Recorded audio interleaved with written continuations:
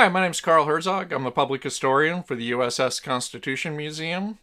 And here in our virtual museum, we hosted our first meeting of our Maritime Movie Club, featuring a discussion of Master and Commander, The Far Side of the World, one of our favorite movies here at the museum. If you didn't get a chance to join us in that live discussion, you can still see the recording on our YouTube channel. We got to talk about a lot of the elements of the movie that reflect on the history and their connections to USS Constitution. But one thing that we didn't get a chance to talk about was the movie's depictions of medicine at sea. The physician's one of the main characters in that movie, and despite that, his role is kind of reflected in the same way that a lot of popular literature looked at naval surgeons in the Age of Sail, which was the sense that their only real responsibility was taking care of crew who were wounded in battle. In reality, however, on most of the ships, including USS Constitution, the crew suffered far more from illness and disease than from wounds suffered in battle. And as a result, the surgeon, despite his name, was actually a physician whose responsibility was for taking care of all of those crew and their diseases. By the way, contrary to another popular imagination, scurvy was not the most common disease on board, certainly at least not by the time that USS Constitution was sailing. Scurvy, known as sort of the disease of exploration, really only started popping up when mariners were sailing far enough offshore on long enough voyages that the nutritional deficiencies that lead to scurvy could really start to erupt. No, actually, there were a number of other diseases that were showing up far more prevalently. So, what were Constitution sailors suffering from, and how do we know that? Well, thanks to medical logs kept by the physicians and correspondence between them and the Navy, we actually have a pretty good picture of the state of medicine at sea on board Constitution. But at the same time, there were a lot of crew who died from unexplained diseases or illness, or were listed in the logbooks as having died from unspecified. Of the more than 260 crew members who died while in service on Constitution, nearly half of them are listed as unspecified, meaning that either they were not diagnosed before they passed away, or there was just no official record noted of what it was that caused them to die. Of all the causes of both death and illness that are recorded, dysentery and various fevers are among the most common. Dysentery, the worst of them, is not a viral infection, but actually bacterial, mostly coming from amoeba in the water supply. This made the quality of fresh water supply a particularly important issue for ships at the time. In September of 1802, the frigate USS New York was at anchor in the Chesapeake off of Norfolk, Virginia, and this gentleman, Peter St. Medard, the physician on board, was struggling with a massive outbreak of dysentery among the crew. Frustrated by the situation, Medard wrote to the Secretary of the Navy to explain the situation and provide some advice and express his concern about the causes of the dysentery outbreak. Medard, by the way, had been the first surgeon assigned to USS Constitution after it was launched, and he served on board Constitution during the quasi-war with France in the Caribbean.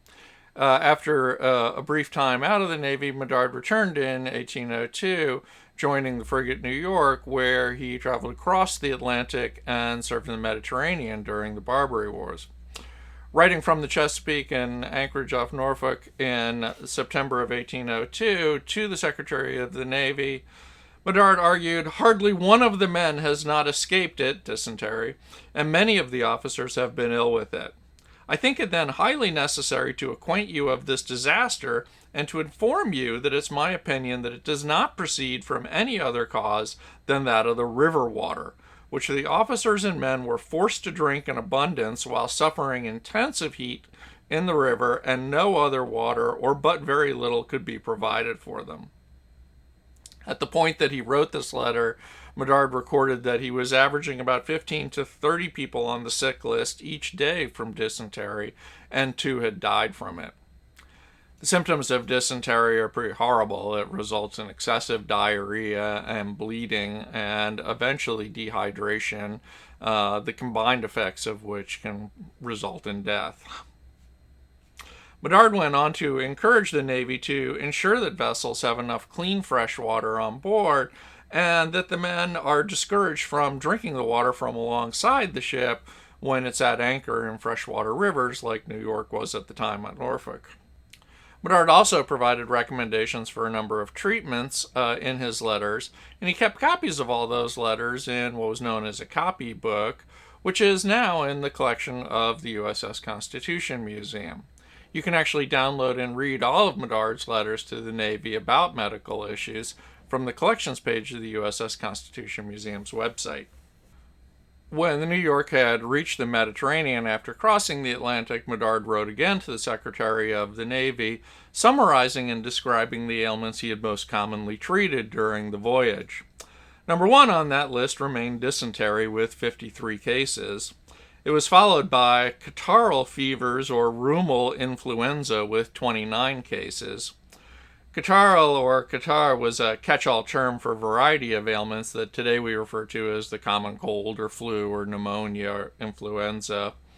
Bedard, however, had said that these were all caused by the crew, quote, laying exposed to the evening air on a bare deck uncovered, essentially sleeping outside in the cold. Ague, a description of intermittent fevers and chills, was third on the list of issues that Bedard was dealing with during the passage, with a total of 28 cases. Although, like catarrh, this was more of a description of symptoms that is since outmoded, today we're pretty sure that most cases of ague were a result of malaria. Third in place was another form of fevers referred to as bilious fevers. This was associated with bile or vomiting that combined with fevers. Again, most of these cases, and Bedard had about 11 of them that he identified on that passage, most of these cases where this is the description of what they were suffering from, modern science believes they were probably malaria, although in some cases we believe it may have been viral hepatitis as well. When USS Constitution joined the War of 1812, 10 years later, not a whole lot had changed in the way of medicine. The ship's primary surgeon at that time, Amos Evans, also kept a day book recording the details of his sickbay and what issues the crew was facing. And like Bedard, Evans was facing a lot of fevers and a lot of dysentery. Despite recognizing that dysentery was somehow coming from the water supply, physicians at the time were still struggling to understand the idea that this was being associated with microbes, the causes of which had not really been discovered yet.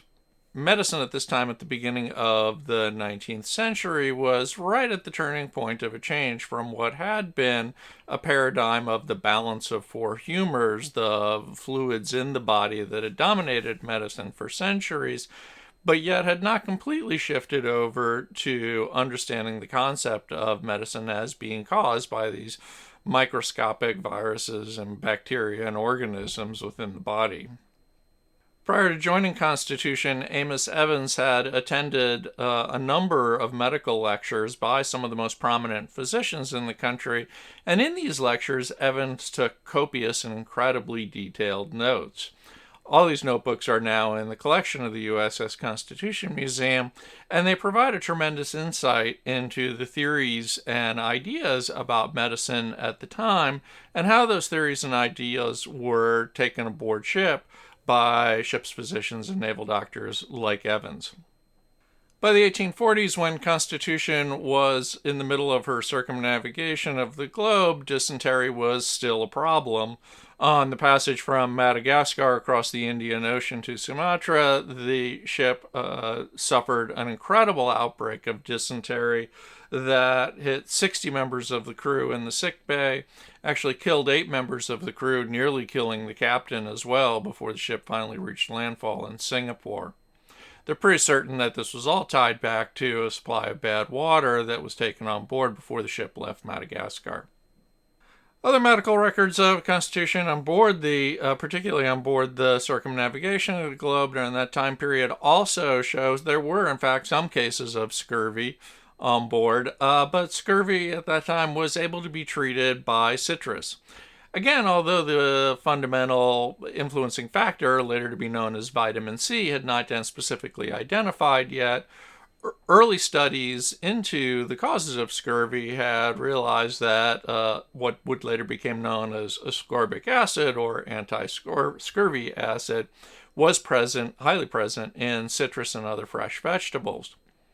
Contrary to some popular imagination, that didn't mean that lime juice was put into the rum supply, but rather that the physicians kept a supply of lime and lemon juice and administered it to sick crew members when symptoms of scurvy were shown. Many of the medicines and treatments on the surgeon's list of supplies are like citrus in that they understood the beneficial effect they could have, even if they didn't completely understand yet what was causing it. Peter St. Medard actually kept a complete list of the medicines and other supplies and tools that he wanted on board as a surgeon on board the frigate New York, and that list too is part of the USS Constitution Museum's collection.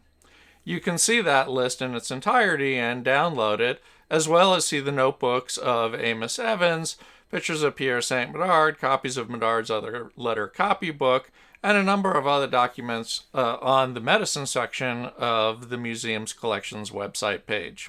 I hope this begins to give you some sense of the role of medicine on board USS Constitution and other ships like her at the beginning of the 19th century.